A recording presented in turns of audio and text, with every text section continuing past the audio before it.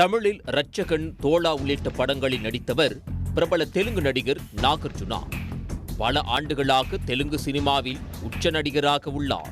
பிரபல நடிகை அமலாவை திருமணம் செய்து கொண்டு வாழ்ந்து வருகிறார். இவரது மகன்கள் நாக சைதன்யா, அகில் ஆகியோரும் சினிமாவில் நடித்து வருகின்றனர். இந்நிலையில் நாகார்ஜுனா குடும்பத்திற்கு சொந்தமான பிரம்மாண்ட கன்வென்ஷன் ஹால் ஒன்று இடிக்கப்பட்டுள்ளது.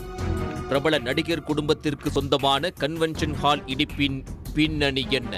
கனமழை காலங்களில் சென்னை, பெங்களூருவை போல் ஹைதராபாத்திலும் தண்ணீர் தேங்குவது இயல்பு.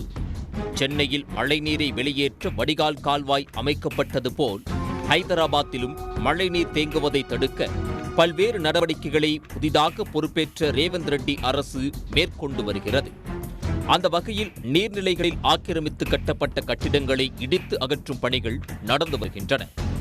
ஆக்கிரமிப்புகளை அகற்ற அரசியல் தலையீடு இல்லாத வகையில் IPS அதிகாரி ரங்கநாதன் தலைமையில் ஹைட்ரா அமைப்பை ஏற்படுத்தப்பட்டுள்ளது.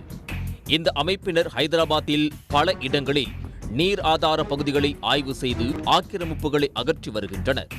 அவ்வாறு ஹைதராபாத்தில் பல அடுக்குமாடி கட்டிடங்கள் சில வாரங்களாக இடிக்கப்பட்டு வருகிறது.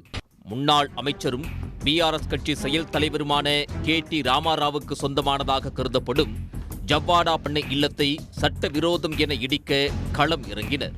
ஆனால் இதை எதிர்த்து நீதிமன்றம் சென்றதால் பண்ணை இல்லத்தை இடிக்கும் பணி தடைபட்டது.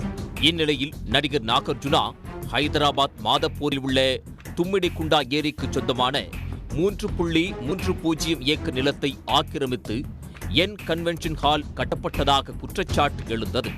இந்நிலையில் இன்று கன்வென்ஷன் ஹாலை இடிக்கும் பணி தொடங்கப்பட்டுள்ளது.